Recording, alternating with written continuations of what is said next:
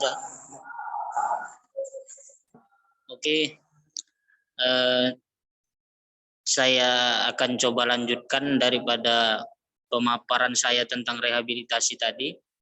Jadi menurut Badan Statistik daripada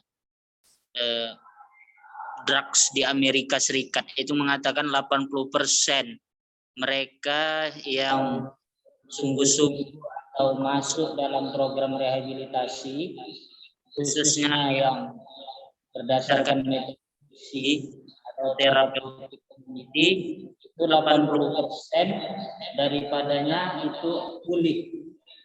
Nah, itu penelitian tahun 2018 kemarin. 80% itu pulih.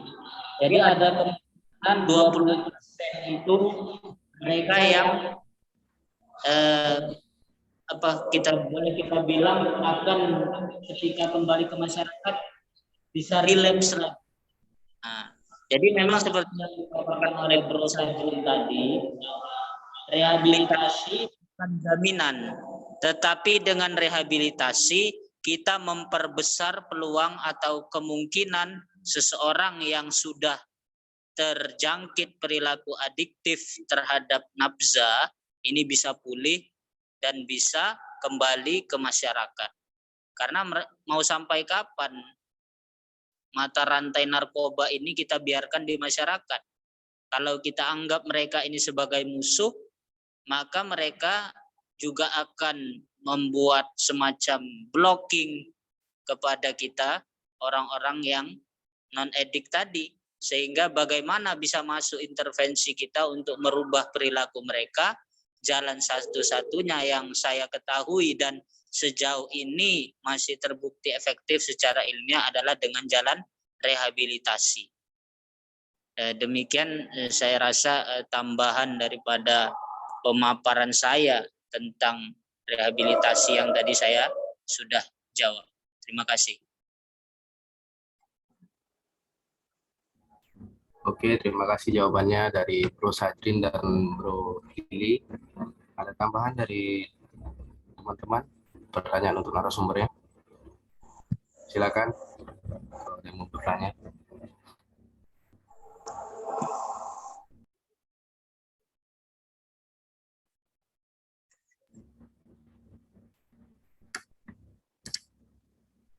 Mungkin ada pertanyaan dari saya lagi lah nih Bro ya.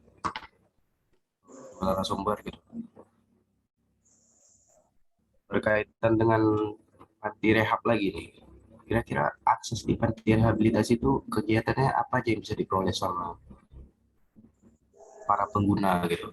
Karena kan ada panti rehab swasta dan ada panti rehab negeri. Kegiatan di panti rehab itu umumnya apa aja tuh? Biar teman-teman yang lain tahu gitu. Oke, sekian dan terima kasih lah. Oke, makasih Brother Iksan. Untuk program apa saja yang ada di dalam rehabilitasi ya? Pertama saya jelaskan tadi seperti apa yang dibilang program yang di dalam rehabilitasi itu ada satu itu namanya therapeutic community. Apa sih itu therapeutic community? Therapeutic community itu adalah sekelompok orang mempunyai masalah yang sama. Mereka berkumpul untuk saling bantu dalam mengatasi masalah yang dihadapinya. Gambaran besarnya atau garis besarnya itu isi itu adalah komunitas yang menjadi terapi. Jadi mereka yang dan untuk kegiatannya sebenarnya sih gambarnya ada di luar. Arti katanya kegiatan manusia normal. Tapi kalau bedanya di dalam itu di dalam program yang dinamakan behavior management speed. Pembentukan atau pemangkasan perilaku dan dikombin dikombinasi dengan realization. Jadi untuk gimana sih supaya bisa cepat di dalam bisa kembang? Ada rehabilitasi swasta, ada rehabilitasi negeri yang memfasilitasi operasional. Contoh kecil, misalnya klien, nanti kan si klien ditanya nih sama konselornya, apa sih kalian tuh, apa sih bakat yang ada di dalam diri? Misalnya dia bilang bakat dan keahlian dia itu ada kelas misalnya, bengkel lah misalnya. Dan nanti di dalam itu dikembangin gitu. Dikembangin, difasilitasi untuk keterampilan bengkel motor dan di backup dengan instrukturnya. Kebanyakan rehabilitasi aturan yang seperti itu memfasilitasi. Ada rehabilitasi yang tidak memfasilitasi, tetapi hanya menyebatkan gitu. Misalnya si klien tidak punya tujuan nih, dia mau ngapain, dan dia punya keahlian nih, misalnya dia punya keahlian desain grafis nih, desain grafik. Jadi entah dia nanti dimasukin tuh untuk khusus desain grafis. Jadi dia bakat yang ada di dalam dirinya itu dikembangin di situ.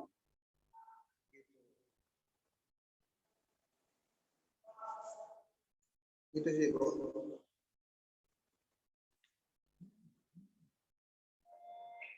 Oke, terima kasih untuk jawabannya, Bro. Dari kawan-kawan ada yang ingin bertanya? Dipersilakan kepada narasumber kita.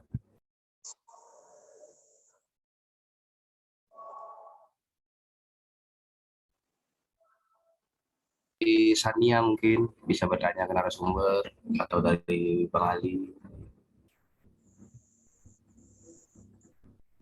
Tadi saya ada lihat Alwin. Ada lagi nih.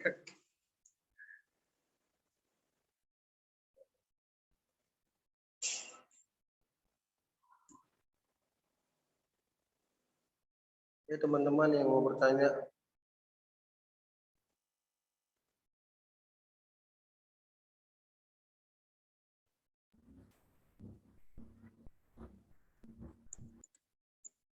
Ada kira-kira teman-teman yang mau bertanya lagi nih?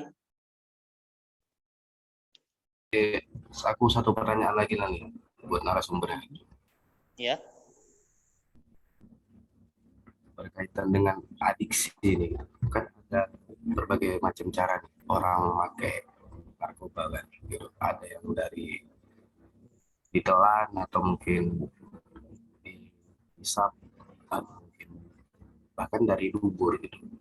Nah, proses pemakaian narkoba dari dubur itu adiksi atau merasakan itu gimana bagi kalian selaku petugas rehabilitasi yang tahu terhadap itu dari penyalahgunaan narkoba itu tadi? Mungkin dari Bro Sajrin bisa jelasin atau dari Bro Hidi. Oke, makasih Bro. Sebentar ya Bro.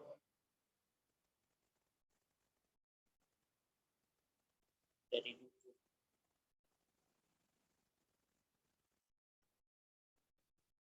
Oke, sambil kita nunggu Bro Sajrin menghabiskan rokoknya ya kan, nah, sambil karena kita di sini juga istilahnya sambil sharing ya kan. Jadi kasus injeksi penggunaan narkoba dari dubur ini memang agak jarang, tapi memang ada kan, baru-baru ini kita tahu namanya siapa, Coki Pardede ya. Nah, itu menggunakan sabu itu, amfetamin lah, jenis amfetamin, berarti dia jenis stimulan untuk merangsang daripada suatu pemikiran ataupun perilaku yang bukan daripada asli dari dirinya sendiri, sehingga dia bisa bisa lebih apa istilahnya aktif. Kemudian kalau kita tengok kebanyakan mereka atau cara daripada kita melihat pengguna ini memang mereka ini kita pahami daripada segi CBT. Ada dia dalam disiplin ilmu konselor, ada namanya materi CBT, Cognitive Brain Theory. Jadi mereka yang sudah menggunakan atau menyuntikkan, menginjeksi daripada nafza ini akan merasa berbeda atau merasa boring kalau cara makainya itu bisa sama.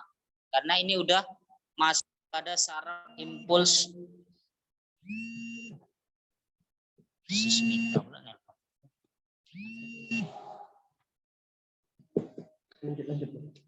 Oke. Jadi dia sudah masuk kepada saraf impuls otak. Sehingga apa? Sehingga ketika seseorang ini tadi menyuntikkan dari duburnya, dia merasa ini sesuatu yang beda, yang bisa menimbulkan efek yang lebih wow atau lebih wah. Jadi kita nengoknya ini mereka dari ilmu perilakunya. Maka ketika direhabilitasi, seperti saya bilang atau saya paparkan sebelumnya, perilaku adiksi atau orang yang terpapar dengan adiksi ini bukanlah perilaku amoral. Adiksi bisa menyerang atau menimpa siapa saja, baik dari kalangan orang yang kita bilang baik ataupun terpelajar atau sampai kepada kalangan orang biasa. Karena adiksi ini nggak melihat daripada siapa orangnya, tapi bagaimana dia bisa berperilaku dengan keadaan yang memungkinkan dia mengalami perilaku adiksi. Saya kasih contoh sederhananya begini. Ada satu penelitian bahwasanya orang yang terkena adiksi ini itu ada hubungannya dengan gen di Amerika Serikat. Gen-gen tertentu dengan kromosom atau DNA tertentu ini lebih rentan terpapar atau terjangkit perilaku adiksi daripada gen-gen tertentu yang lain. Tetapi untuk kita di Indonesia, kemungkinan besar orang yang terpapar perilaku adiksi ini daripada peer group atau teman sebaya. Maka mereka yang direhabilitasi ini, cara pandang kita ketika melihat mereka ada yang ya macam tadi seperti Coki Pardede tadi menyuntikkan nafza melalui dubur tadi, maka kita ubah mindset dan perilaku. Selain mereka juga di rehabilitasi ini ada namanya detoksifikasi selama lebih kurang 14 hari untuk membersihkan tubuh mereka daripada sisa-sisa penggunaan zat tadi. Jadi itu apa? Memang kita pandang sebagai penyimpangan perilaku, ya kan? Behavioral disorder. Jadi bukan suatu yang harus kita wah kok sampai ada yang dari dubur ya. Kalau kita lebih lanjut lagi, kokain itu bahkan dengan disayat-sayat sambil dia menghisap darahnya, maka sisa-sisa zat itu tadi bisa dia hirup gitu, macam pampir lah kalau kita tengok, menghirup darahnya sendiri. Jadi itu lebih ajib lagi atau lebih heran lagi kita kalau melihat perilaku yang seperti itu. Maka ada namanya CBT, Cognitive Behavioral Theory. Jadi kita melihatnya daripada segi perilakunya. Jadi kalau sederhananya di sini para petugas ya kan baik medis ataupun kami sebagai pekerja sosial ataupun konselor terbiasa untuk non judgmental, tidak langsung menstigmanya, oh ini kau nggak akan bisa sembuh nih, cara makaimu aja dari dubur, berarti otakmu udah didubur kan. Nah itu kan judgment atau kita sudah mematahkan semangat pemulihannya.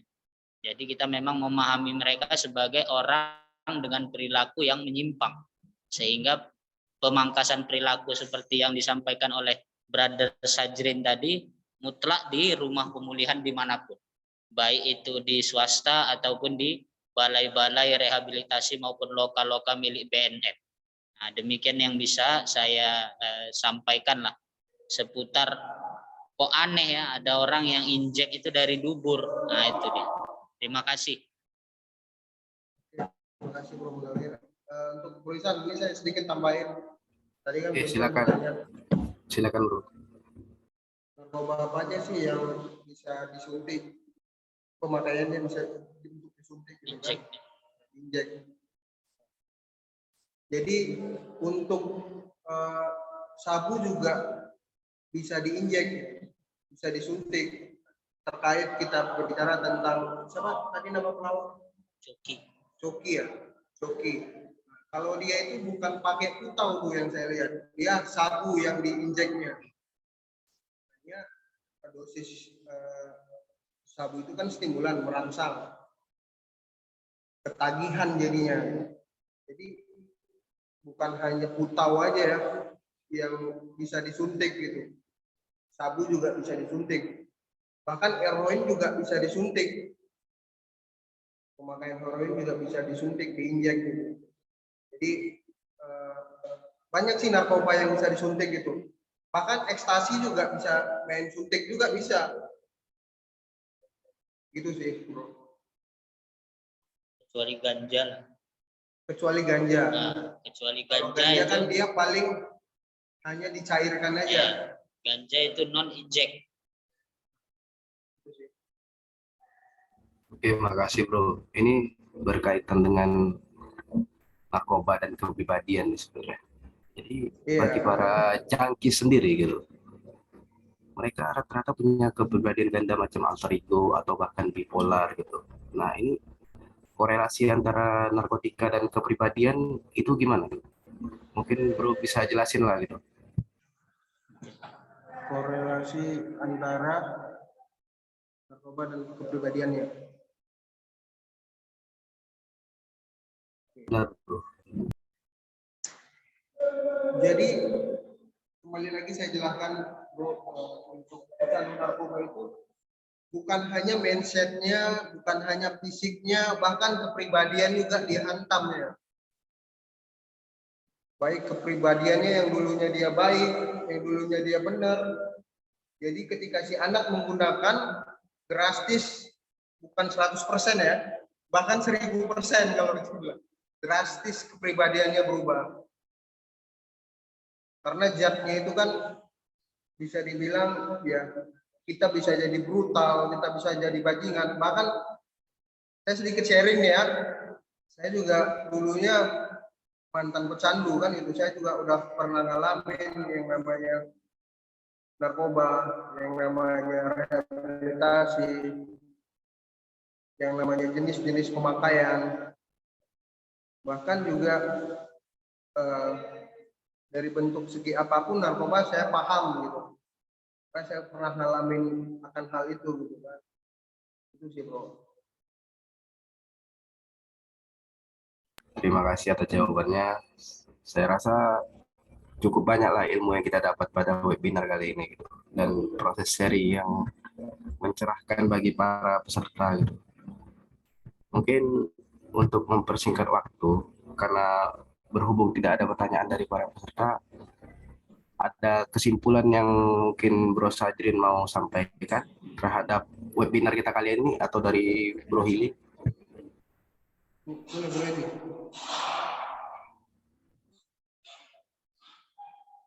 Oke, jadi saya lengkapilah jawaban dari Bro Sajrin tadi terkait dengan rehabilitasi, korelasi antara perilaku pengguna narkoba dengan kepribadiannya.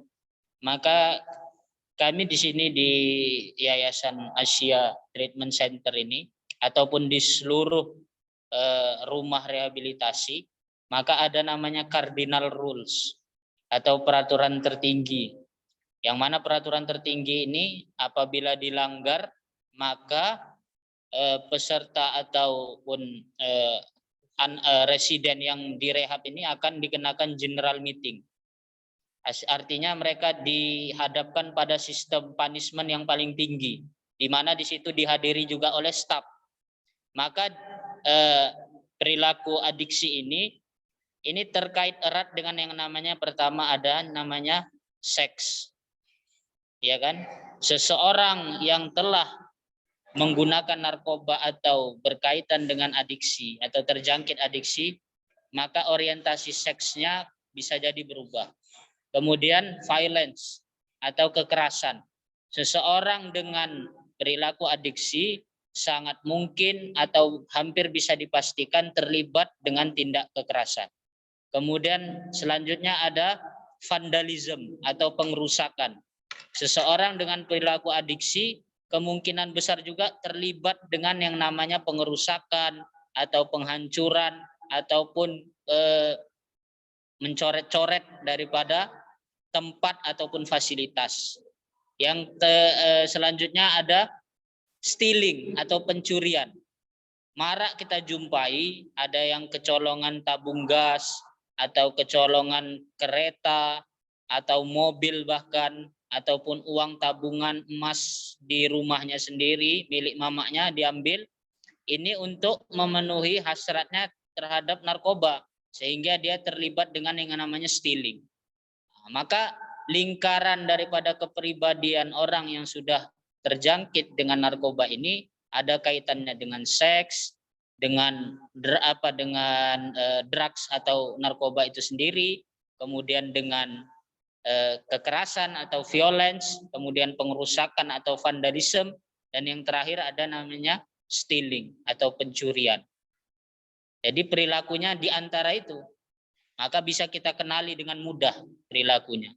Kalau orang udah terlibat ini, apa sih motif dia? Pasti untuk memenuhi apa dia hasrat dia atau kebutuhan dia tentang bahan-bahan adiksi atau zat nafza tadi. Terima kasih ya. Terima kasih untuk Bro Hili dan Bro Sajrin atas jawabannya pada webinar kali ini. Saya rasa udah banyak ilmu yang kita dapatkan, begitu juga dengan para peserta yang sedikit mendapatkan pencerahan dari webinar kita kali ini. Demikianlah webinar ini saya akhirin. Terima kasih atas kontribusi dari Bro Hili dan Bro Sajrin. Assalamualaikum warahmatullahi wabarakatuh. Selamat siang semuanya.